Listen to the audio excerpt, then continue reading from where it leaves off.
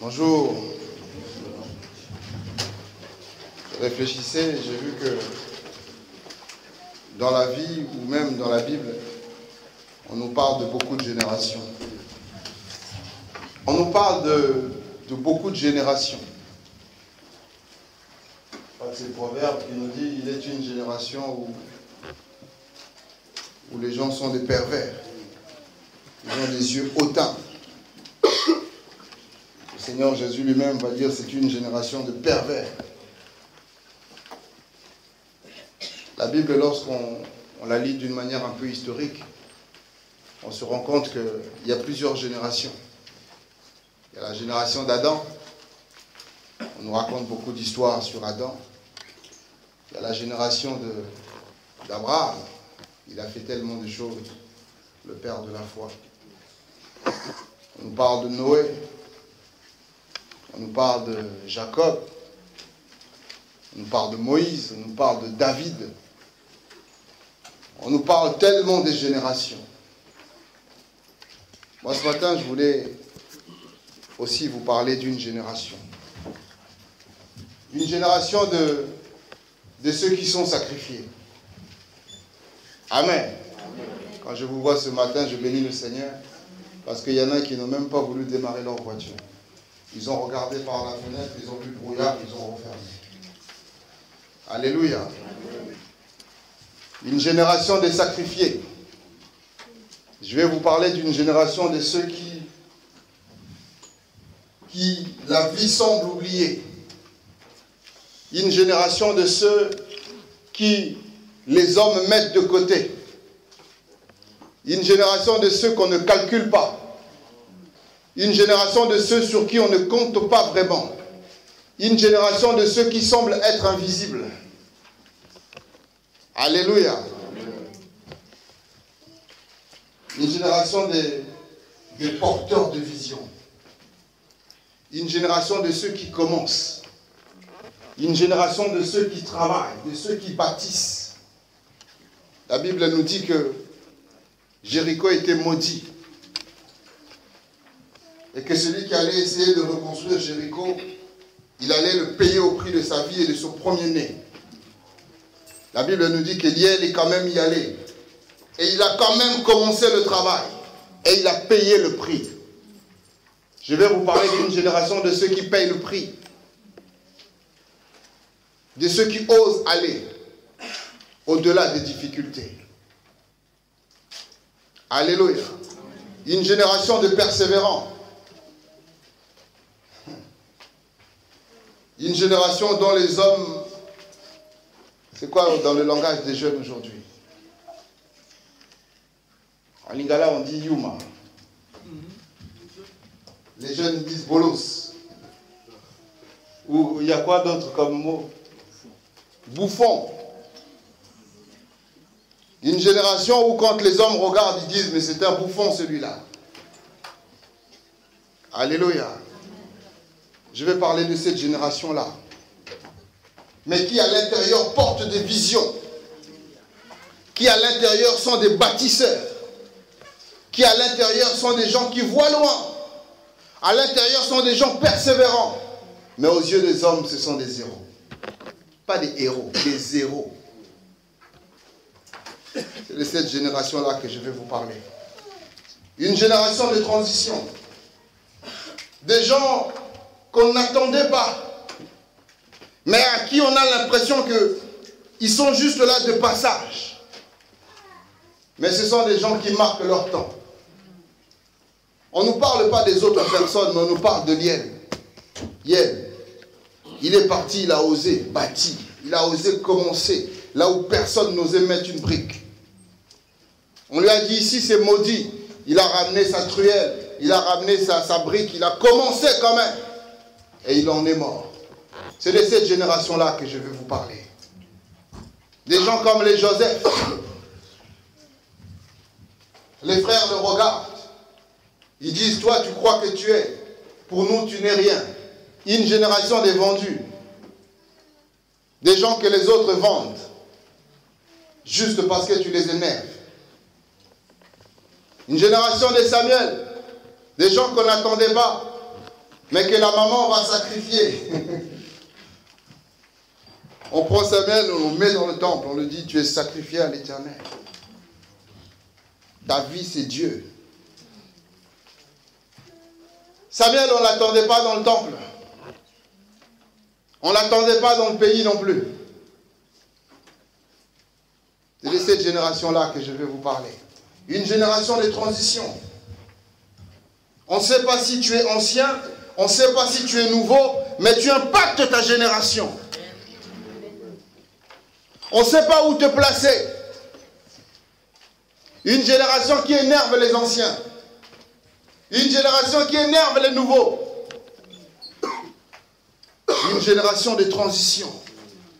Des gens qui impactent le moment où Dieu leur donne d'impacter. C'est de cette génération-là que je vais vous parler. Alléluia. Des gens comme Jésus. On ne l'attendait pas. On l'attendait dans un grand temple. Il sort dans une crèche qui ressemble à rien. On attendait quelqu'un de très beau, bien habillé, qui parle très bien. Mais il sort comme ça, là, habillé bizarrement, on ne sait même pas. Fils d'un charpentier. Mais il a impacté son temps. Il a impacté sa génération dans un temps très court. Alléluia. Des gens comme les Jean-Baptiste. Une génération de ceux qui préparent le terrain pour les autres. Il ne vit pas pour lui, il vit pour quelqu'un. Une génération de ceux qui portent le fardeau des autres. De ceux qui vivent pour les autres. De ceux qui pensent aux autres. De ceux qui travaillent pour les autres. Qui se sacrifient pour les autres. Une génération de je m'en fous. Alléluia. Une génération de qu'advienne que pourra.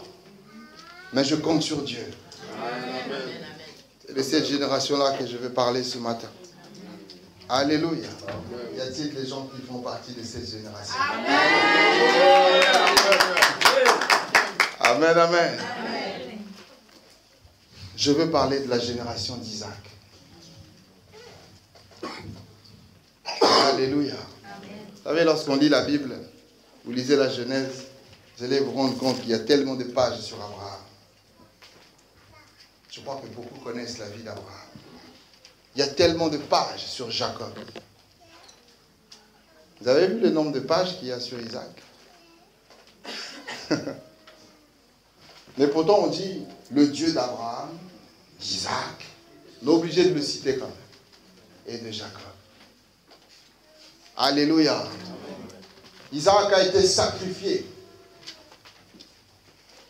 Isaac était un mort-vivant. Son père l'a pris, l'a sacrifié. Il a sacrifié sa génération. Il a dit, toi, tu es pour le futur. Toi, tu es pour les autres. De même, Anne va aller dans le temple, il va prendre Samuel, il va dire, tu es pour les autres. Tu es pour le futur. Dieu, du haut des cieux, il prend Jésus, il le bouscule sur la terre. Il dit, tu es pour les autres, pour le futur. Alléluia. La génération d'Isaac. Des gens qui ne pensent pas à eux. Quand ils posent un acte, ce n'est pas pour lui. Alléluia. Des gens qui travaillent en riant, qui souffrent en riant. Vous avez déjà vu ça? Quelqu'un qui pleure mais qui rit en même temps. La souffrance est telle que la personne rit, mais elle pleure. C'est la génération d'Isaac. Des gens qui n'abandonnent pas. Des gens qui ne fuient pas. Alléluia. Lorsque je lis Isaac, je regarde un peu la vie d'Isaac et la vie d'Abraham. Je dis, mais Isaac était transparent. Il y a des gens qui semblent vraiment être transparents.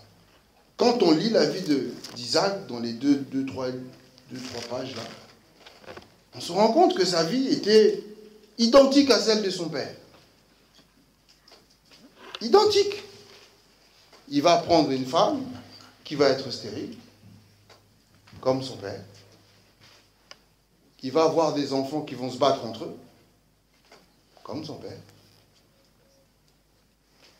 La famine, il va quitter le pays. il va se déplacer pour aller dans un autre pays, et il arrive dans ce pays, il va mentir exactement comme son père.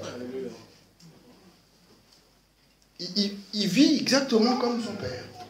Et quand la galère commence à chauffer, il va aussi chercher les puits de son père. Il était transparent. Mais pourtant, il a marqué sa génération. Ceux qui le regardaient, je pense, devaient dire, mais il est vraiment comme son père. Non, il avait un plus. Dans la génération d'Isaac, il y avait quelque chose de plus. Alléluia. Amen. Que Dieu soit béni. Premier point, nous allons lire Genèse. Est-ce que quelqu'un qui lit vite et bien peut nous faire la lecture? Genèse du chapitre 1er, Genèse 26, du verset 1er au verset 6. Et ensuite, nous reprendrons du verset 12 jusqu'au verset 33. Genèse chapitre 26, à partir du premier verset. Il eut une famine dans le pays, la première famine qui eut lieu du temps d'Abraham. Et Isaac alla vers Abimelech, roi des Philistins, à Guérar. L'Éternel lui apparut et dit, « Ne descends pas en Égypte, demeure dans le pays que je te dirai. Séjourne dans ces pays-ci, je serai avec toi, et je te bénirai, car je donnerai toutes ces contrées à toi et à ta postérité. Et je tiendrai le serment que j'ai fait à Abraham, ton père. Je multiplierai ta postérité comme les étoiles du ciel. Je donnerai à ta postérité toutes ces contrées, et toutes les nations de la terre seront bénies en ta postérité. Parce qu'Abraham a obéi à ma voix, et qu'il a observé mes ordres, mes commandements, mes statuts et mes lois. Et Isaac resta à Guérar. » Amen. Verset 12. Verset 12. Verset 12 à 33.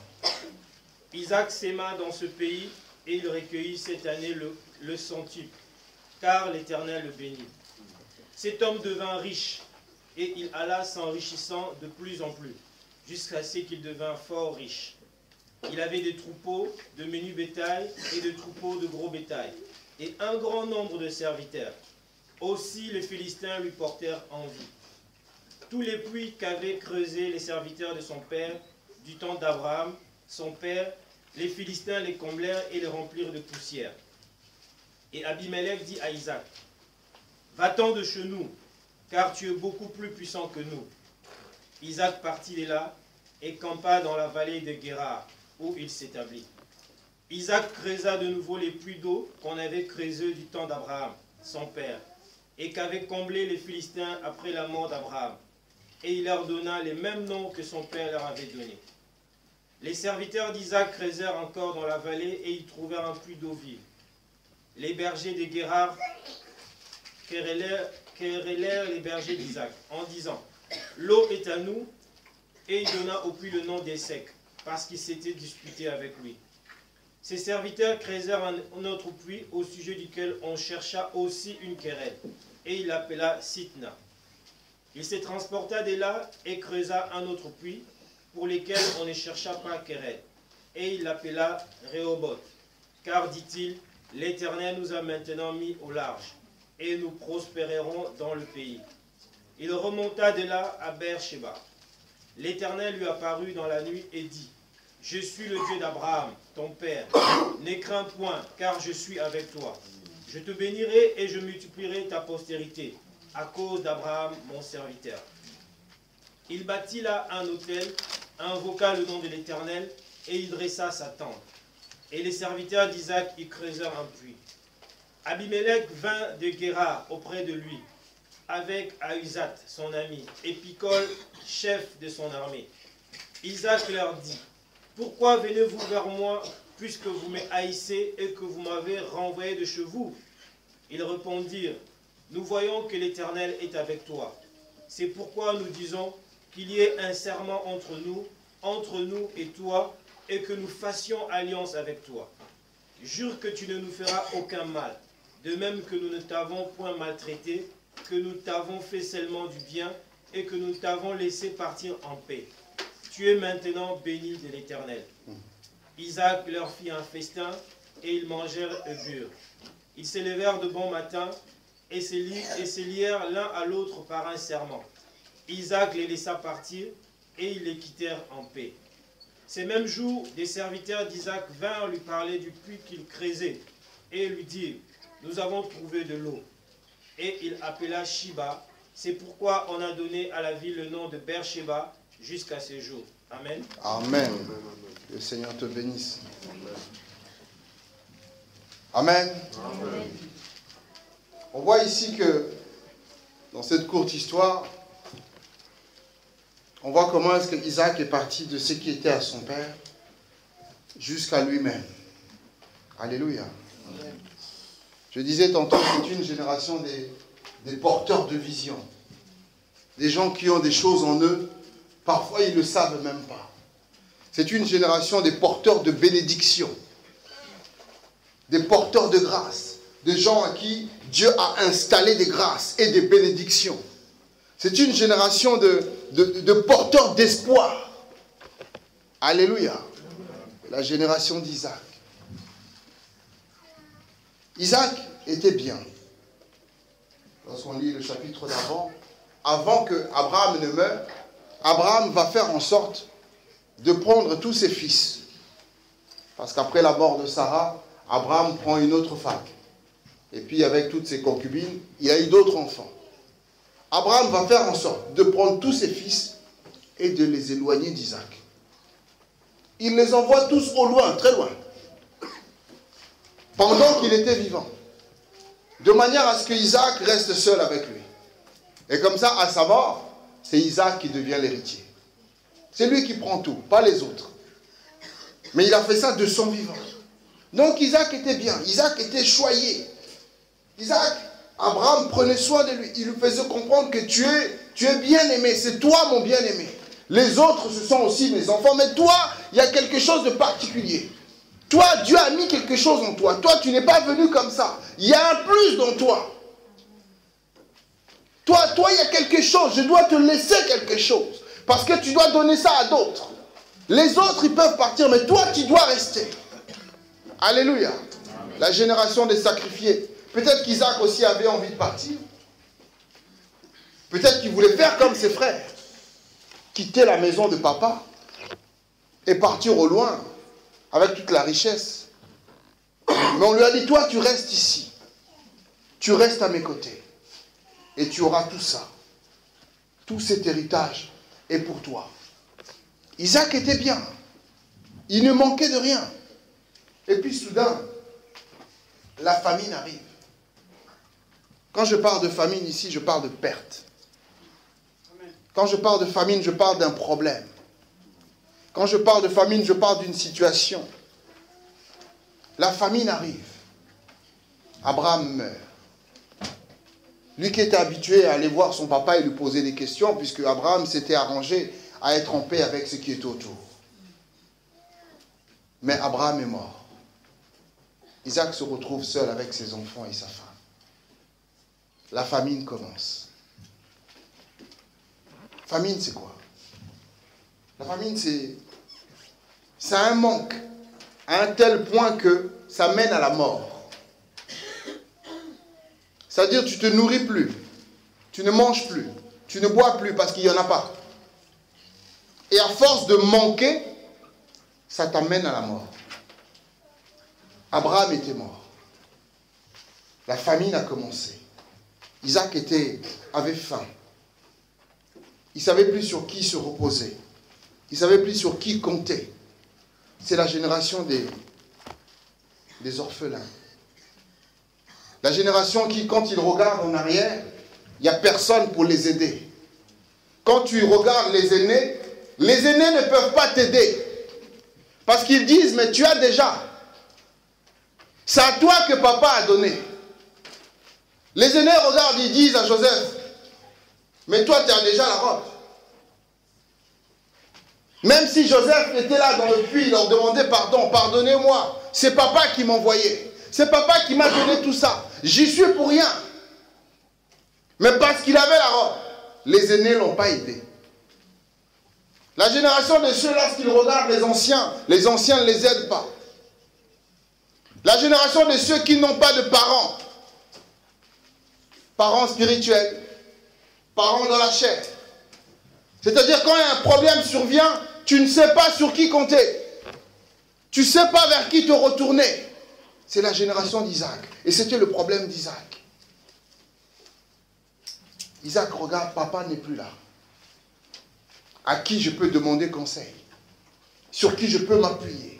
Sur qui je peux compter? Quand il regarde devant lui, autour de lui, ce sont des enfants. C'est ses enfants. Ce sont ses serviteurs. Alléluia.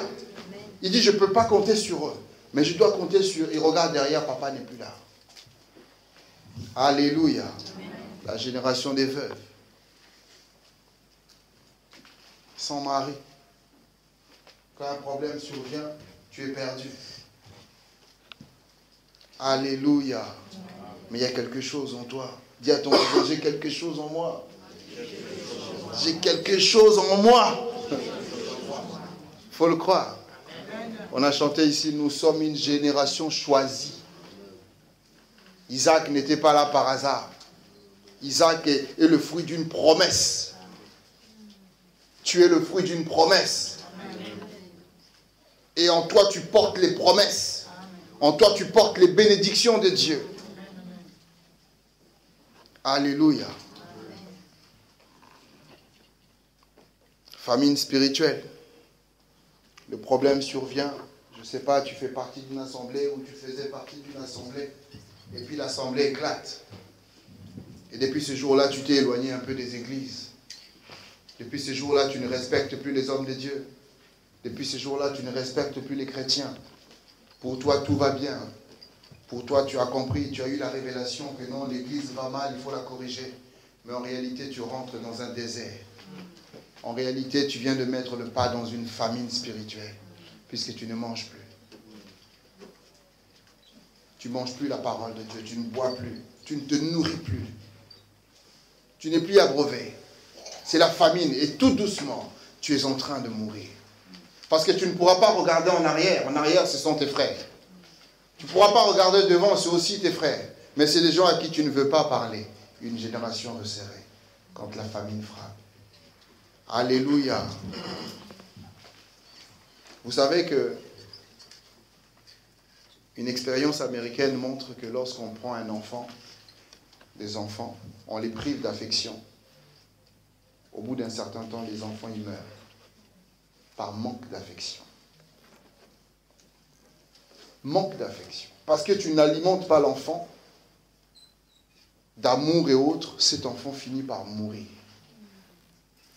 Et hier soir, j'ai encore découvert le nom d'une maladie que j'ai oubliée parce que je n'ai pas eu le temps de le noter, j'étais fatigué. Je lisais ça. À force de ne pas parler, on développe une maladie dans le cerveau. C'est lié à la parole. Tu ne parles plus. Tu entends, mais tu ne peux plus parler. Ce n'est pas que tu ne peux pas parler, mais ton cerveau ne peut plus parler. Parce que tu as manqué de parole. Artatax ou Dartatax, je ne sais plus. C'est une maladie un peu comme ça. C'est lié au cerveau. Donc quand la famine vient, le but de la famine, c'est de te faire mourir. C'est de te tuer. Quel que soit le manque, manque d'amour paternel, si tu ne te nourris pas de l'amour de Dieu comme étant ton Père, tu mourras. Manque d'amour maternel, c'est la même chose.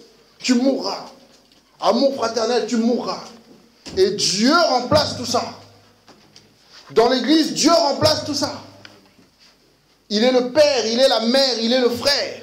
Il se manifeste au travers de tes frères et sœurs. Dans l'église, tu trouves un père, tu trouves une mère, tu trouves un frère.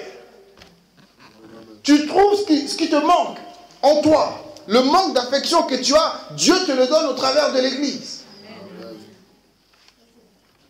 Alléluia. Amen. Quand la famine frappe, c'est pour tuer. Et Isaac a compris, Isaac a dit non.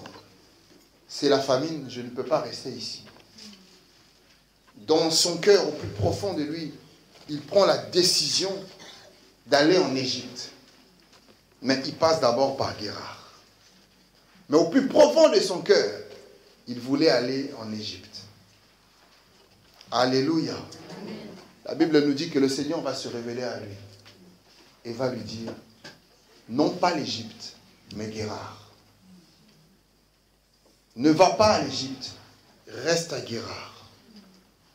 Combien d'entre nous, lorsque les problèmes surviennent, on oublie Dieu, on cherche la solution la plus rapide. On met Dieu de côté.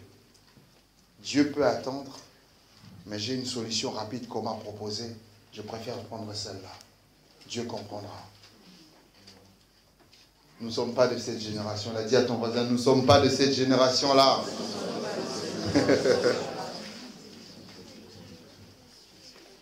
Isaac accepte. Il va à Guérard. Parce qu'il a compris que s'il part en Égypte, c'est sa fin. Si tu retournes en Égypte, tu mourras en Égypte. Parce que Pharaon, l'image de Satan, commencera par te donner au départ. Il va te donner ce que tu cherches vraiment. Il va te le donner. Tu veux de l'amour, il va te le donner au travers d'un homme, d'une femme. Il te donnera. Tu veux de l'argent, il te donnera. Mais à un moment donné, il va te demander quelque chose de précieux qui est en toi. Ce que Dieu a mis en toi. Ce que tu portes au plus profond de toi. La chose que Dieu a mis en toi pour impacter ta génération. Il va te réclamer ça. Pas l'Égypte, mais Guérard. Dis à ton voisin, pas l'Égypte, mais Guérard. Guérard, c'est un lieu que Dieu a préparé. C'est un endroit que Dieu a préparé pour Isaac. Ce n'est pas la finalité, mais c'est un lieu préparé pour. La Bible nous dit que lorsque la famine a frappé, Dieu va dire à Élie, va à Sarepta. J'ai préparé une femme. J'ai préparé une maison. Elle va te donner à manger et à boire et une chambre. Mais ils ne se connaissaient pas. Il y avait la famine. Dieu lui dit, va à Sarepta. Quelqu'un a un cœur disposé pour ça. Va à Sarepta, il y a une maison pour toi. Va à Sarepta, il y a à manger, il y aura à boire. Tu n'as rien à payer. C'est à Sarepta. Un endroit que Dieu a préparé. Un lieu que Dieu a mis à part pour toi. Amen. Alléluia. Amen. Pas l'Égypte, mais Guérard. Ce lieu pour Isaac, c'était Guérard. S'il allait en Égypte, il allait mourir. À Guérard, tout était prêt. Souvenez-vous que son père est parti là-bas. Son père est parti à Guérard. Il était bien reçu. Il a bien vécu. Et Isaac est parti, effectivement, il était bien reçu. J'ai sauté ce passage exprès parce que ça ne fait pas partie de mon histoire. Isaac était bien reçu. Bien accueilli là-bas. On lui a donné une place. Installe-toi. Alléluia. Installe-toi. Fais comme chez toi. Genèse 26 au verset 12, la Bible dit ceci. Isaac s'aima dans ce pays et il recueillit cette année le centuple car l'Éternel le bénit. Il n'était pas chez lui. Là où Dieu l'a envoyé à Guérard, Isaac a dit après tout, ce lieu me fait du bien. En dehors d'ici, c'est la famille. Mais ici, je peux manger. Ici, je peux boire. Alors j'investis ici. Isaac a investi dans ce pays. J'aime bien la suite parce que la Bible dit des choses, des fois il faut s'arrêter 2 secondes. Le verset 13 dit ceci.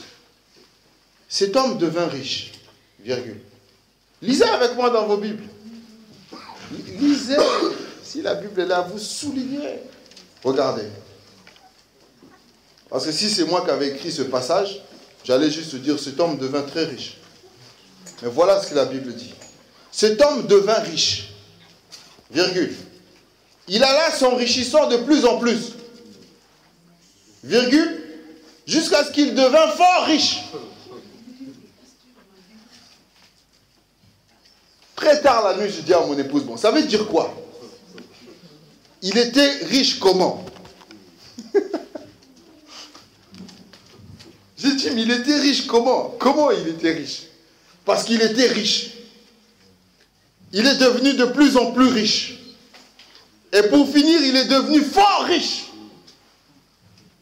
Donc il était quoi? Millionnaire, milliardaire, milliard, je ne sais pas. Pourquoi? Il a semé dans ce pays. Il a investi dans ce pays.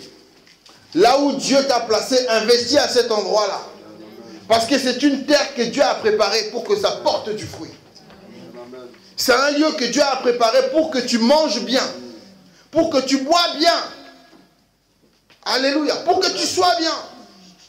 Mais comment veux-tu être bien dans un pays que tu négliges? Comment veux-tu être bien dans une maison que tu négliges? Alléluia.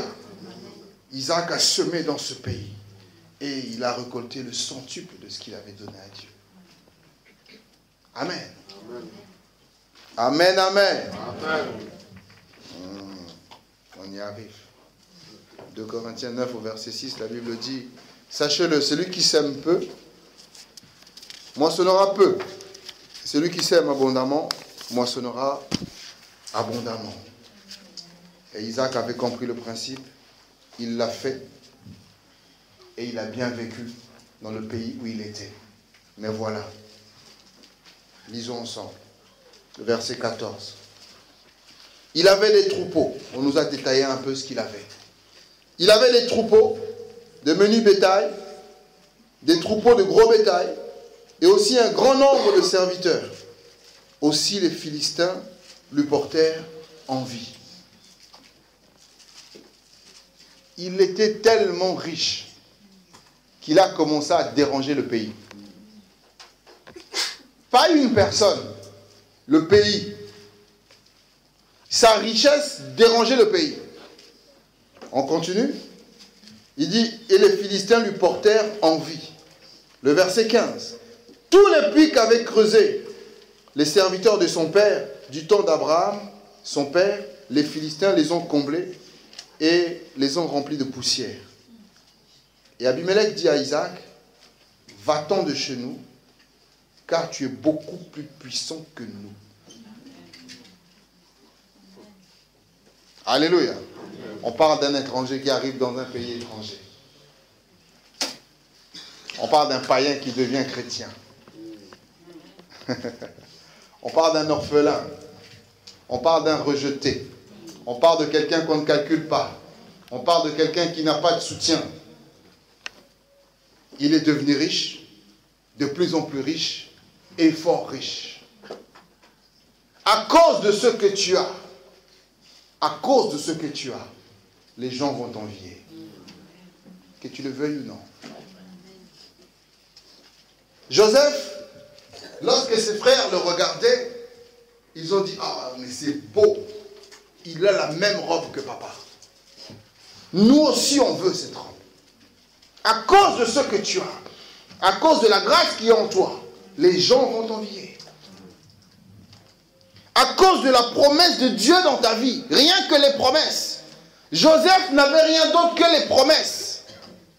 Rien que les promesses. Les gens vont t'envier. Tu dis non, moi Dieu m'a promis ceci. Dieu m'a promis cela. Mais attention. Rien que les promesses, les gens vont t'envier.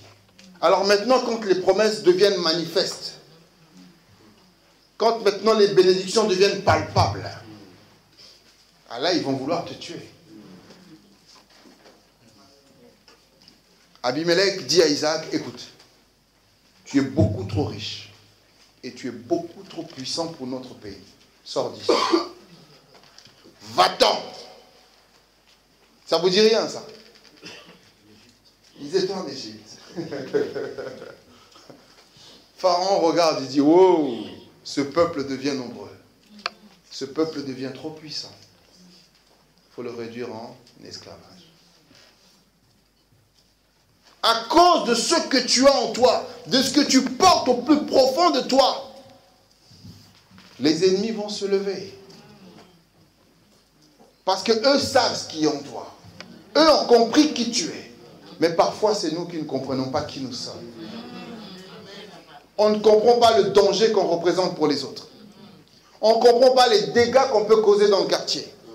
Rien que parce que tu pries tous les matins à 5 heures. tu ne sais pas ce que tu déclenches dans ton quartier. Rien que parce que tu te lèves tous les matins à 5 heures, tu ne sais pas ce qui se passe dans ta famille. Au travail, tu ne sais pas.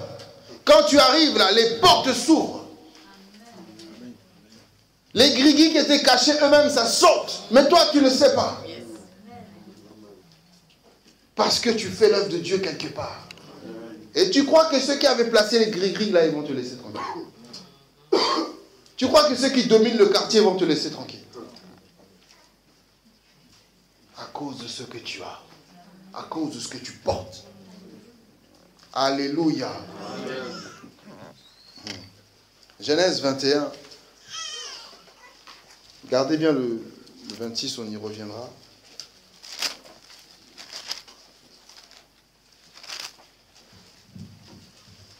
Verset 30.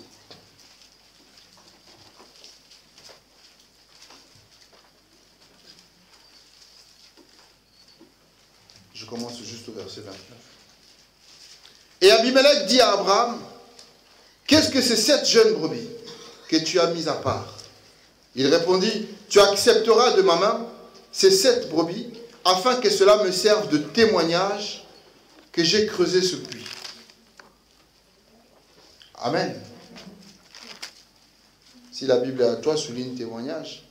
Il répondit, tu accepteras de ma main ces 7 brebis, afin que cela me serve de témoignage que j'ai creusé ces puits.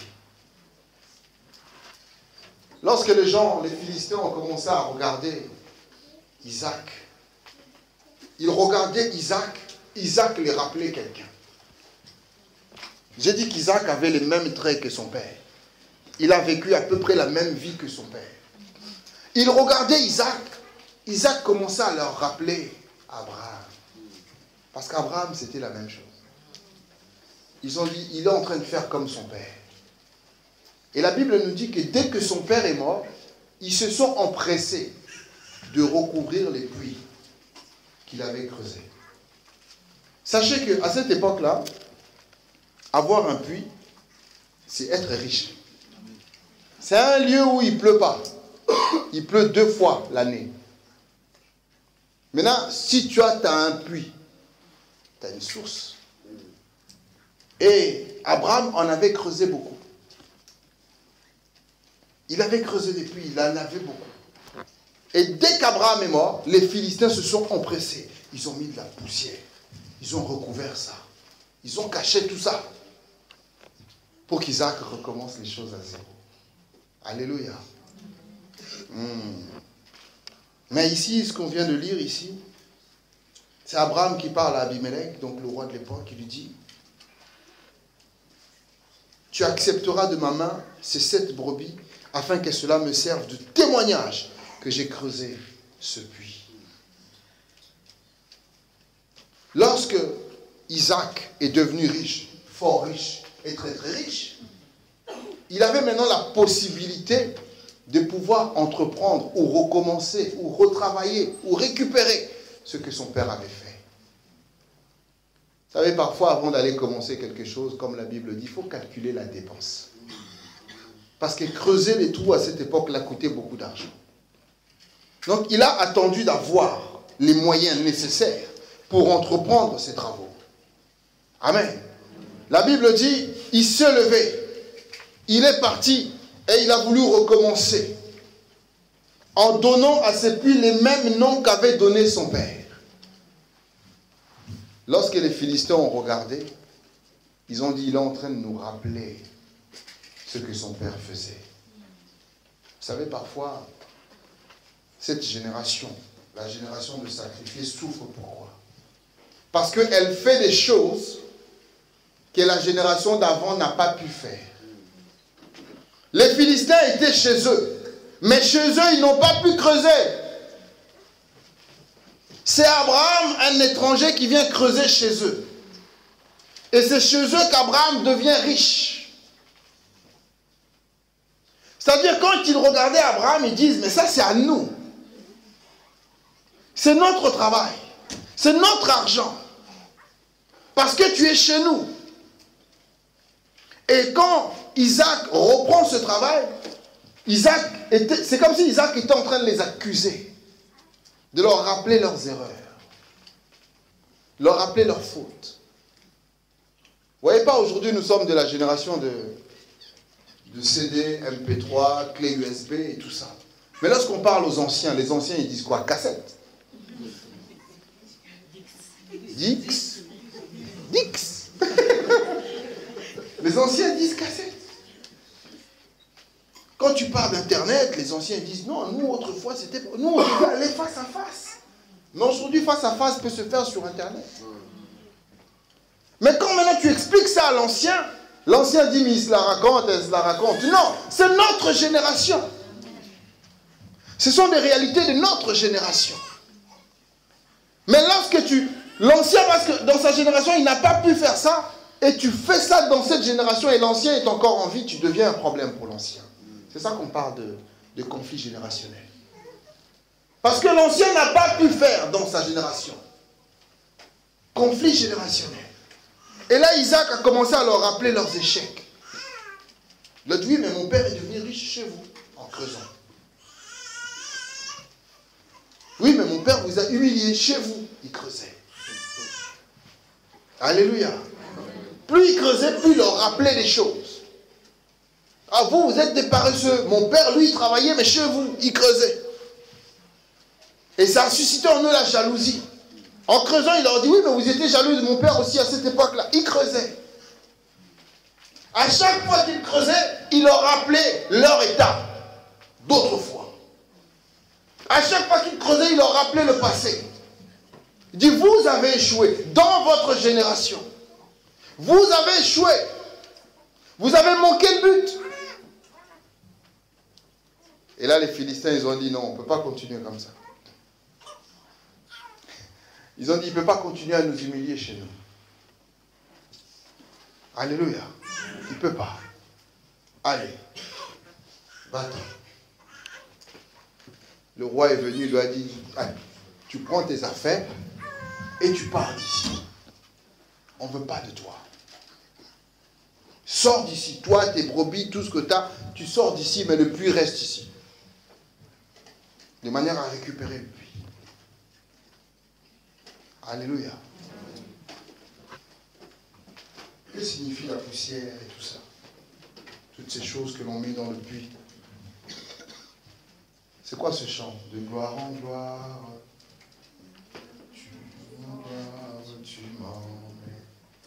tu m'emmènes dans les profondes de ton amour, tu m'emmènes. Les choses les plus sacrées, les choses les plus importantes, les choses, le nécessaire se trouvent dans les profondeurs. Et eux, ils savaient ça. Ils ont dit, là, c'est la source. L'eau, c'est la source. Et on va mettre par-dessus du sable, des cailloux, des choses pour ne pas y aller. Alléluia. Lorsqu'on sait que tu as une grâce en toi, lorsqu'on sait qu'en toi, tu portes quelque chose de valeur, on va faire en sorte de te semer la colère. Tu seras quelqu'un de colérique. Et tu n'auras pas le temps de réfléchir sur l'essentiel. Tu n'auras pas le temps de t'asseoir et de calculer comment est-ce que tu vas utiliser ton potentiel. On va faire de toi quelqu'un qui murmure tout le temps. Vous savez, murmurer, c'est parler en soi. Tu parles en toi et tu parles aux autres. Donc tu es tout le temps en train de parler. Mais quelqu'un qui parle tout le temps ne réfléchit pas. Quelqu'un qui parle tout le temps n'écoute pas. Et on a vu dimanche dernier que celui qui n'écoute pas ne peut pas pratiquer. Parce que tu ne comprends pas. Tu n'as pas le temps d'écouter, donc tu n'as pas le temps de réfléchir, de comprendre. Et tu ne pourras pas pratiquer puisque tu n'as pas compris. Donc si on sait qu'il y a quelque chose de bon en toi, que tu as un potentiel, que tu peux impacter ta génération, on va faire en sorte de boucher tes puits. On va te mettre des choses par-dessus. Problème sur problème. On ne va pas te laisser en paix. On ne te laissera pas en paix. Ils viendront toujours, les Philistins viendront. Ils viendront mettre des choses. Ils ont mis des choses. Dès que son père est mort, ils ont mis des choses. Mais béni soit Dieu, Isaac a compris. Il a dit non. Ma richesse se trouve au fond. Les brebis, tout ça, non, ça peut passer. Mais le puits, là où il ne pleut pas, moi j'ai des puits. Je dois creuser. Et il a creusé. Il a trouvé de l'eau, ils lui ont dit, sors d'ici. Va-t'en. Arrête de nous rappeler ce témoignage. On a lu le chapitre 21, le verset 30, où Abraham dit, ça servira de témoignage que ce puits m'appartient. Donc il savait très bien que ce puits appartenait à Isaac. Il le savait. Mais ils lui ont dit, sors d'ici. Va-t'en. Tu nous rappelles des mauvais souvenirs. Alléluia. Quand je parle d'anciens, de générations passées, c'est un cœur. C'est un état d'esprit. C'est l'état d'esprit de celui qui a échoué hier. Celui qui a échoué hier, s'il te voit réussir aujourd'hui, si son cœur n'a pas été régénéré, il voudra que tu échoues. Si tu commences à creuser, il fera en sorte de mettre des choses par-dessus. Si tu commences à semer, il va ramener n'importe quoi pour semer aussi à côté, pour pas que ça pousse correctement. S'il voit que ton cœur a été bien balayé, il va ramener des ronces. Il va faire en sorte que ça ne pousse pas non plus chez toi. Il va faire en sorte qu'il y ait des problèmes chez toi. Vous savez, c'est comme ces gens qui t'appellent au téléphone et qui te disent « Ça va, tout va bien ?» Tu dis oui. Il dit encore « Ça va, tout va bien ?» Oui. T'es sûr que tout va bien à la maison, quoi? Oh, j'ai dit oui une fois. C'est-à-dire la personne veut absolument qu'il y ait un problème chez toi. Parce que moi j'ai un problème, je veux qu'il y ait un problème chez toi. Est-ce que tes enfants, ça va? En ce moment, les enfants, ça va? C'est sûr, hein? Ah, t'es sûr que... Mais oui, ça va! C'est pas parce que ton puits est bouché, il faut que mon puits soit bouché. Alléluia. Donc, comme la personne a échoué, elle veut que tu échoues aussi. Alors, elle va te catégoriser. Elle va te mettre dans une cage. Toi, tu fais partie de telle personne qui échoue. Non, toi, tu dois dire, moi, je porte en moi des bénédictions. Je porte en moi des promesses. Nous ne sommes pas de la même génération. Il y a des choses qu'il faut refuser. Nous ne sommes pas de la même génération. Un jour, mon épouse et moi, on a été invités quelque part pour une consécration. Et puis on arrive là-bas. Tout d'un coup, on appelle les gens et nous, on se retrouve dans la catégorie des anciens. Dans la catégorie de ceux qui, pour nous, étaient les pères. Maintenant, on se retrouve avec les pères pour prier pour ceux qui venaient d'arriver. Mais nous, on se regarde, on est toujours au milieu, quoi. C'est une génération, on est comme ça. On est entre les anciens, entre les nouveaux. Tu ne sais pas exactement où te placer. Mais ça, c'est la génération de ceux qui impactent leur génération. C'est le caractéristique de ceux que Dieu veut faire quelque chose de particulier avec eux. Tu as l'impression de ne pas avoir de place. Mais c'est parce que Dieu veut que tu crées ta propre place. Tu as l'impression qu'on ne t'aime pas. C'est parce que Dieu veut que toi, tu aimes les gens. Aime les gens et tu ne vas pas comprendre comment est-ce que tous les gens que toi, tu aimes vont t'aimer plus que les autres.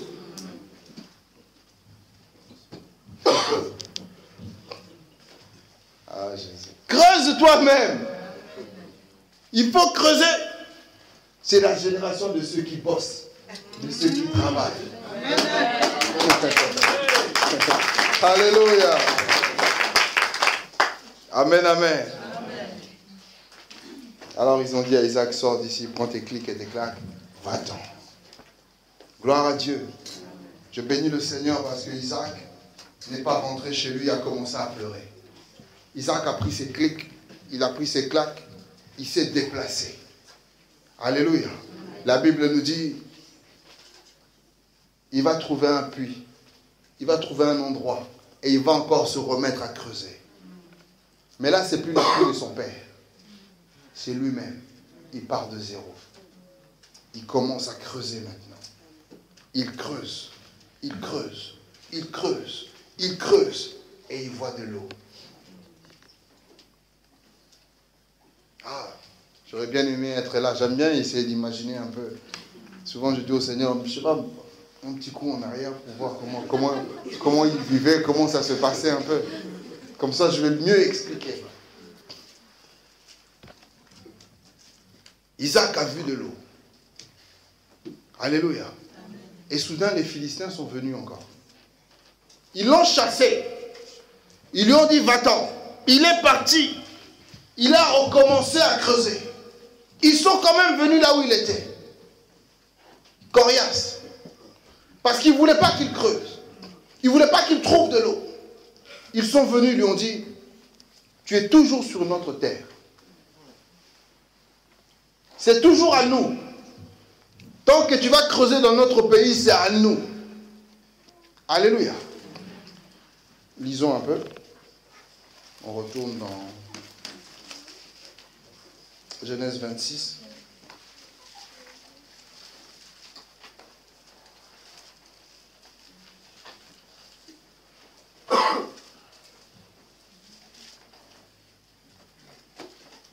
À partir du verset 19. Les serviteurs d'Isaac creusèrent encore dans la vallée et y trouvèrent un puits d'eau vive. Les bergers de Guérar querellèrent les bergers d'Isaac en disant, l'eau est à nous.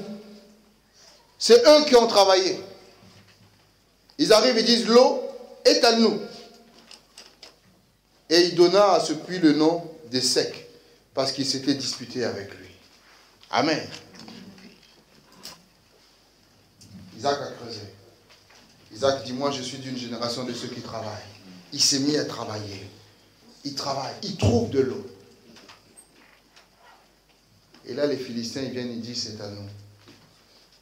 C'est la génération de ceux qui passent derrière pour récupérer la gloire. Il y a toujours des gens qui passent derrière pour récupérer la gloire du travail de quelqu'un. Il y en aura toujours. Et qu'est-ce qu'ils font? Ils sèment la zizanie. Ici, c'est échec, querelle, dispute. Ils ont commencé. Donc, comme les jeunes disent, c'est parti en cacahuète. Donc, c'était... Les Ivoiriens disent quoi? Yadra.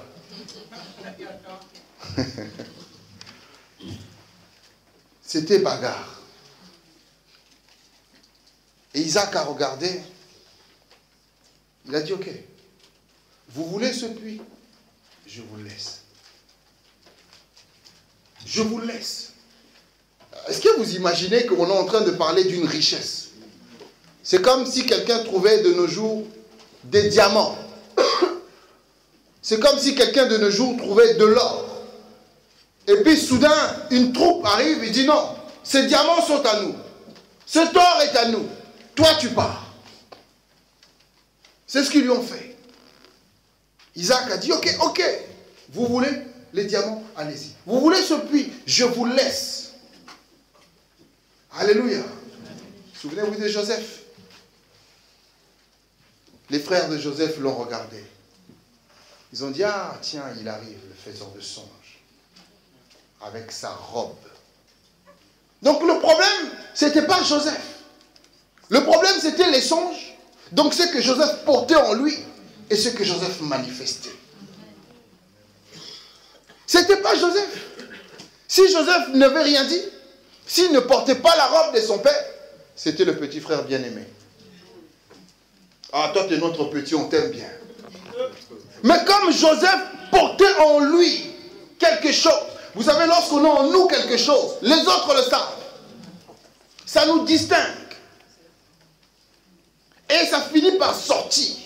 Et pour Joseph, c'était manifeste par les vêtements qu'il portait. Et quand ils sont arrivés au puits aussi ça s'est passé. Ils lui ont pris sa robe. Donc c'était la robe le problème. Ils ont pris la robe. Alléluia. Et là, Isaac, la même chose. On lui dit, donne-nous le fruit de ton travail. Donne-nous ce qui est à toi. Bien aimé, il y a des bagarres dans lesquelles il ne faut pas se lancer. Parfois, si on veut te dépouiller, laisse la chose partir. On veut te prendre ta veste, laisse-la. On touche à ton nom, laisse le nom. Peut-être qu'ils sont en train de te faire une publicité. On te critique, laisse-les critiquer. Ils sont en train de te faire une publicité. Alléluia. Ils lui ont dit, donne-nous le fruit de ton travail. Moi, je me suis assis, je dis non, il y a des moments, Seigneur, c'est quand même, il a travaillé.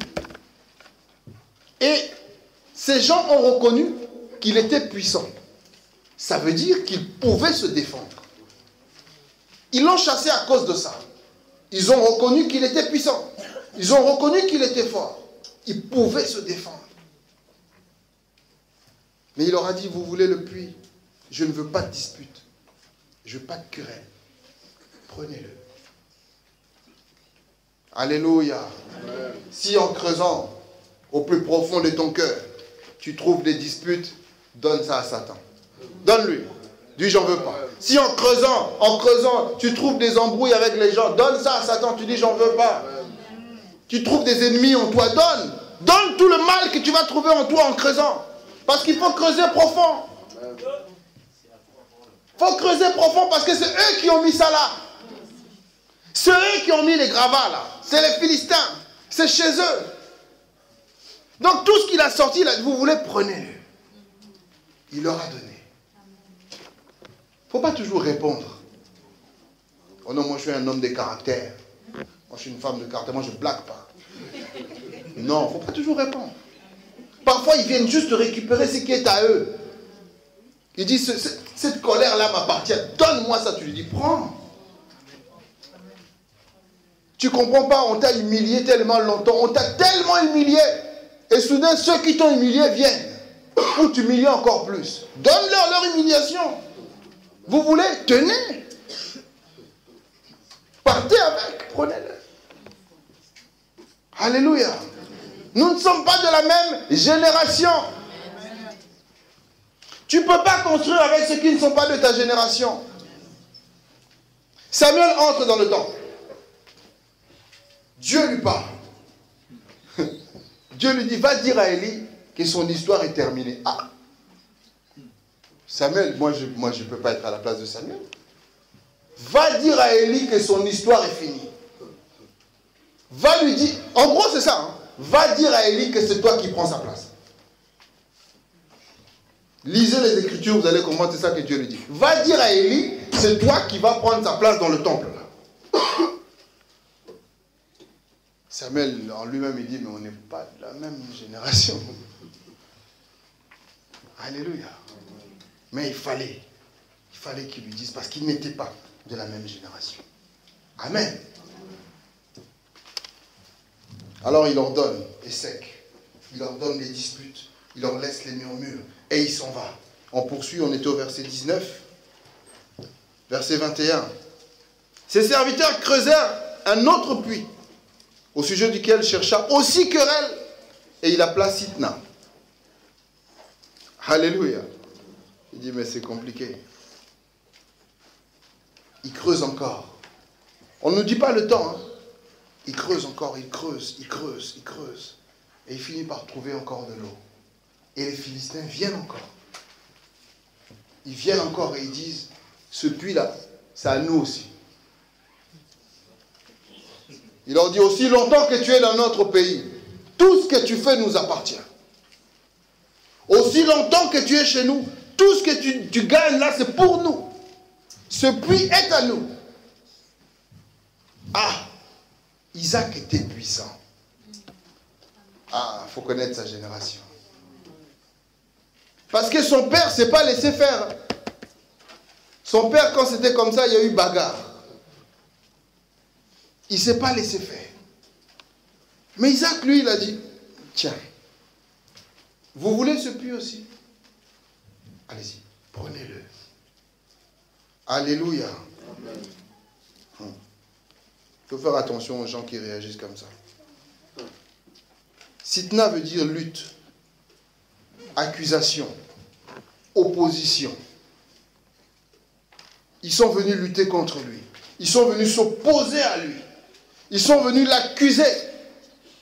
Lui dire, tu es un voleur, tu es menteur, tu as fait ceci, tu as fait cela. Dans un puits que lui-même a creusé. Un trésor qui lui appartient, le fruit de son travail. Alléluia. J'ai dit, Seigneur, pourquoi parfois tu permets des choses comme ça? On va voir un enfant de Dieu qui va commencer son entreprise. Et puis il va embaucher un païen. Et le païen va venir, va faire, oups, en 2 clics, 2-3 mouvements, il lui pique son entreprise. Et Dieu permet. Et l'entreprise est partie. On va voir des gens qui sont bien dans leur couple. Dieu permet, un païen, une païenne arrive, boum, quelque chose se passe. Et Dieu permet. On va voir, Dieu va te bénir richement. Soudain, un voleur arrive, il pique la chose et Dieu permet. Tu n'as rien fait, mais on commence à t'accuser. Tu n'as rien fait, mais on te colle une étiquette. Tu n'as rien fait, mais tu as déjà un nom. Et Dieu permet. Et Isaac a compris cela. Parce que je suis sûr que dans tout l'entourage de Guérard, on savait qui était Isaac. Et il devait certainement avoir un mauvais témoignage autour. Ah, lui, c'est celui qu'on a chassé. C'est celui qu'on a chassé. Il a dit, vous voulez? Prenez-le. À un moment donné, il faut savoir laisser l'opposition. Vous voulez avoir raison? Vous avez raison.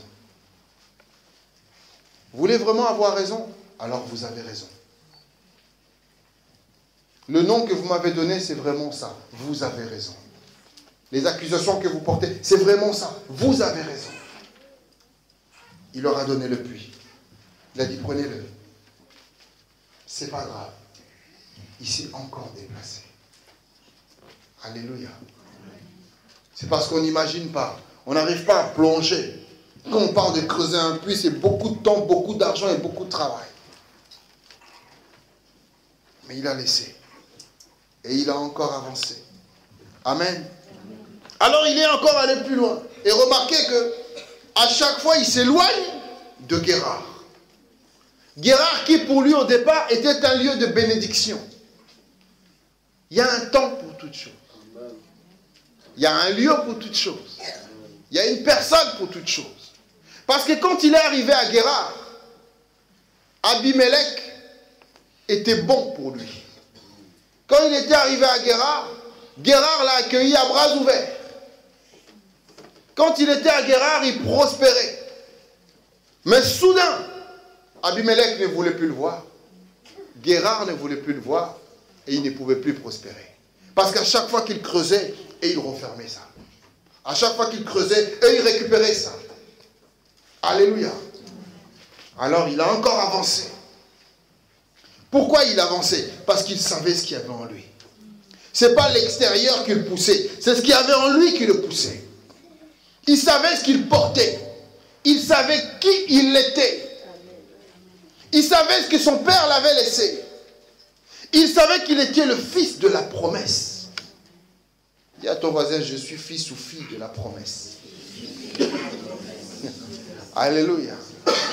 Quand tu sais ces choses, tu avances. Alors il a avancé. La Bible dit, il va creuser encore plus loin. Il creuse. On va lire. Genèse 26 au verset 22. On est arrivé au verset 22. Il se transporta de là et creusa un autre puits pour lequel on ne chercha pas querelle. Et il appela Rehoboth, car il dit, l'Éternel nous a maintenant mis au large et nous prospérons dans le pays. Amen. Amen. Nous prospérons dans le pays. Maintenant, il arrive là, dans cet endroit, bien éloigné des autres. Il a creusé, il a trouvé, et ils ne sont pas venus. Il y a un moment où ils ne pourront plus arriver jusqu'à toi, parce que c'est trop loin. Il y a un moment où ils ne pourront plus te toucher, parce que tu seras trop haut. Ah, tu n'as pas compris. Il arrivera un moment où le Seigneur va te détacher des autres. Il arrivera un moment où le Seigneur va t'élever. Il arrivera un moment où le Seigneur va te distinguer. Il va te mettre à part. On ne pourra plus te reconnaître. Alléluia. Il était à part et on ne pouvait plus le toucher. Il ne pouvait plus arriver jusqu'à lui. Il ne pouvait plus lui chercher querelle. Et là, il a dit, bon, ici c'est bon. Je peux me déployer. J'ai assez d'espace pour me déployer. Apprends à laisser les petites choses là. Les querelles, les disputes, laisse-les. Mais toi, avance. Creuse encore plus profond. Cherche encore avec ton Dieu. Puise encore avec ton Dieu. Plus tu vas chercher, plus Dieu va t'élever. Il a dit, j'ai de l'espace maintenant. Je veux m'étendre. Ah, il a commencé à prospérer. Il a commencé à pousser. Regardez ce qu'il va dire après ce roi. J'aime bien son humilité. Il a poussé et il a poussé. Lisons un peu 1 Roi 4, verset 24, et ensuite on revient à 1 Roi 4, verset 24. J'aime bien ce verset aussi.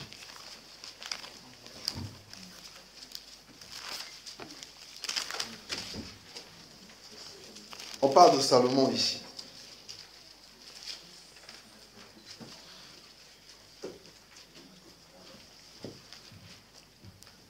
Commence au verset 21, juste histoire de vous donner goût, comme ça vous allez lire à la maison. Salomon dominait encore sur tous les royaumes depuis le fleuve jusqu'au pays des Philistins. 1 Roi 4 à partir du verset 21. Depuis le fleuve jusqu'au pays des Philistins et jusqu'à la frontière d'Égypte. Il apportait des présents et ils furent assujettis à Salomon tout le temps de sa vie. Chaque jour, Salomon consommait en vivres, écoutez bien, 30 corps de fleurs de farine et 60 corps de farine, 10 bœufs gras, 20 bœufs de pâturage et 100 brebis, outre les cerfs, les gazelles, les daims, les volailles engraissées. Verset 24. Il dominait sur tout le pays, de l'autre côté du fleuve, depuis Tissac jusqu'à Gaza. Sur tous les rois de l'autre côté du fleuve, il avait la paix de tous les côtés alentour. La phrase qui m'intéresse ici, c'est « il avait la paix de tous les côtés alentour ». Il arrive un moment où Dieu te distingue tellement. Il arrive un moment où Dieu t'élève tellement. Dieu te met à part tellement qu'on ne peut plus te toucher. Tu es en paix. Et ce n'est pas une paix où tu dois terroriser les autres. Non. Ils sont terrorisés parce que tu es élevé par Dieu. Ils sont terrorisés parce que Dieu t'a distingué. Eux-mêmes, ils voient la différence. Salomon avait la paix de tous les côtés. Les autres rois avaient peur de lui. Ils disaient, cet homme est béni. Cet homme a Dieu. Cet homme marche avec Dieu. Cet homme est intouchable. Sans qu'il fasse la guerre, il avait la paix de tous les côtés. Et là, Isaac arrive à cet endroit, il avait la paix de tous les côtés. Il était intouchable. Il faut que tu creuses. Il faut que tu creuses jusqu'à aller trouver ta paix. Pourquoi Isaac pouvait se déplacer? Parce qu'en lui, il avait la paix. Il était en paix, il dit, c'est pas ça, c'est ce que j'ai en moi. C'est moi qui apporte la richesse. C'est moi qui donne la bénédiction. C'est moi qui suis porteur de bénédiction, porteur de vision. C'est la génération de ceux qui portent la bénédiction pour les autres. De ceux qui portent la vision pour les autres. Il a pris sa vision, il s'est déplacé avec. Et il creuse. On le chasse, il prend sa bénédiction, il part avec. Et il creuse. Vous savez, j'ai regardé certaines émissions à la télévision qui sont produites par les animateurs eux-mêmes. Ça veut dire que quand l'animateur quitte TF1, l'animateur part avec son émission. Et vous retrouvez l'émission sur France 2. Ça veut dire que c'est lui le porteur de la chose. C'est lui qui a ça en lui. Il porte ça. Il transporte ça pour les autres. Et c'est ça la génération d'Isaac. Des gens qui se sacrifient, c'est pas grave. Mais moi, je dois garder ça pour quelqu'un. Oh, je vois encore Samuel. Samuel va voir Dieu. Il dit à Dieu, je ne comprends pas, ce peuple ne veut plus de moi. Ce peuple veut le roi. Dieu dit, non, ce n'est pas toi, c'est moi. Parce que toi, tu me représentes. Toi, tu portes ma parole. Toi, tu portes ma vision. Ce n'est pas toi, c'est moi. Samuel, il a dû se dire, mais je sers à quoi? Je suis juste un passeur de témoins ou quoi?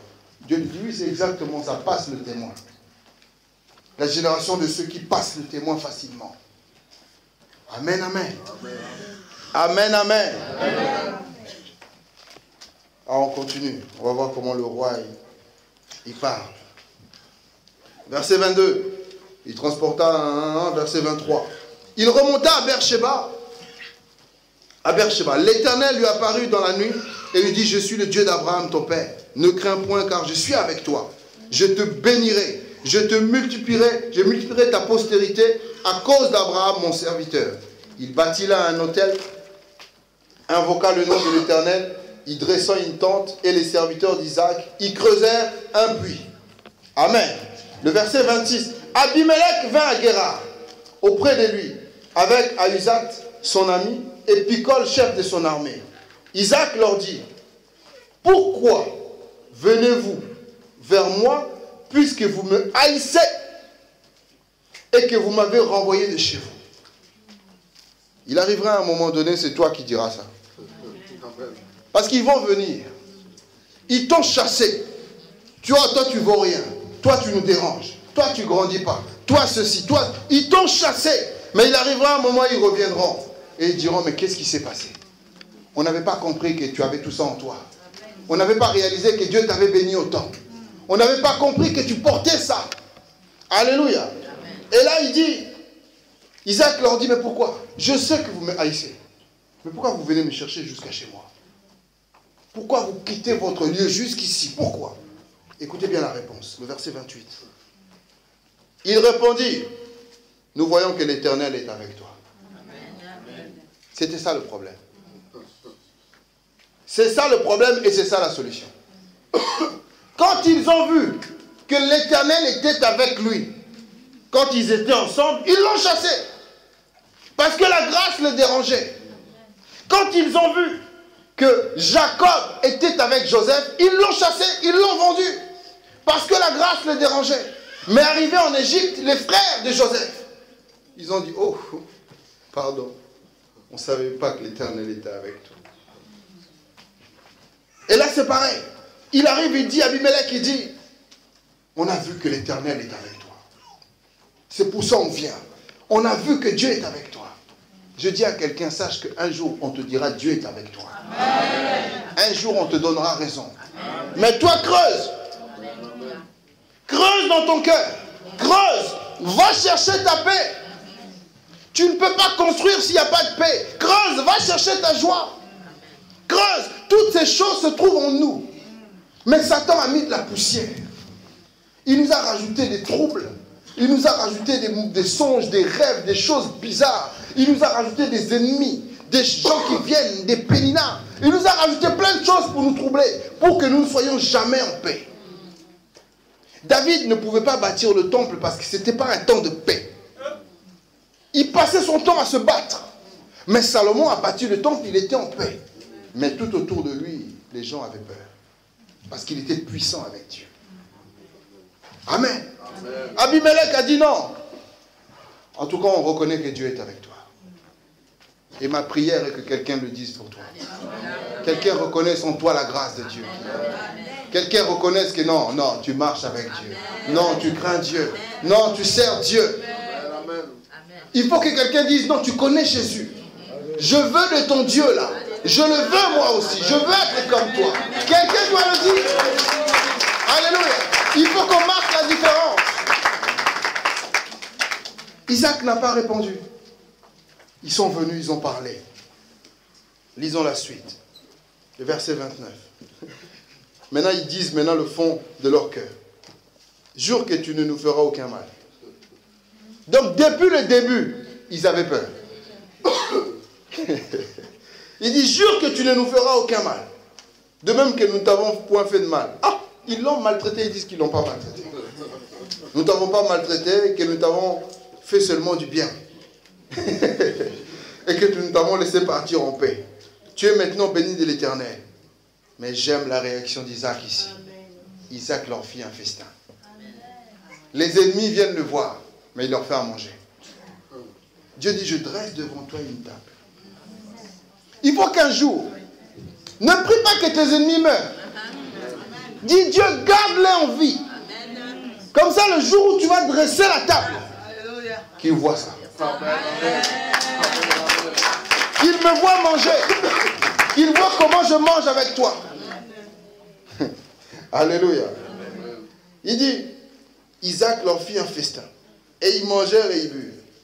Ils se levèrent de bon matin et ils se lièrent l'un à l'autre par un serment.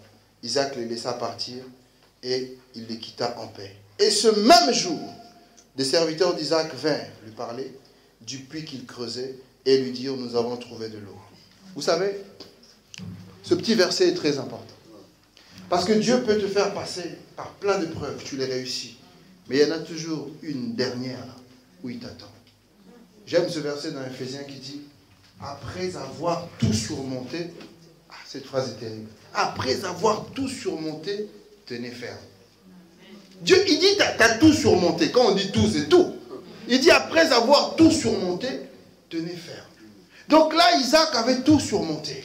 Les critiques, les murmures, les insultes, les injures, tout, les coups. Mais on lui a dit, tiens ferme parce qu'il y a encore un truc à la fin. L'ennemi est venu. Est-ce que tu me pardonnes? Après tout ce que je t'ai fait, est-ce que tu me pardonnes? Après le mal que je t'ai fait, est-ce que tu me pardonnes? Est-ce que tu me pardonnes? J'ai brisé ta maison, est-ce que tu me pardonnes? J'ai gâché ton enfance, est-ce que tu me pardonnes? L'ennemi vient en face. Il est venu en face. Pardonne-moi. Bien aimé, le pardon est très important. La Bible dit que les ouvriers étaient en train de travailler, ils ne trouvaient pas de l'eau. Ils creusaient, mais l'eau ne sortait pas. Mais dès qu'il leur a fait un festin et qu'ils ont fait un pacte de paix, l'eau est sortie. Il y a des choses qui ne se débloquent que quand tu pardonnes. Creuse pour aller chercher ton pardon au plus profond. Creuse pour que Dieu te donne ce cœur qui pardonne et qui accepte le pardon des autres. Creuse dans ton puits plus profond. Malgré le mal qui t'a été fait, creuse plus profond. C'est alors que tu trouveras. Dès lors que tu vas pardonner, tu trouveras de l'eau. Tu trouveras de l'eau. Alléluia. Levons-nous, nous allons prier, Seigneur.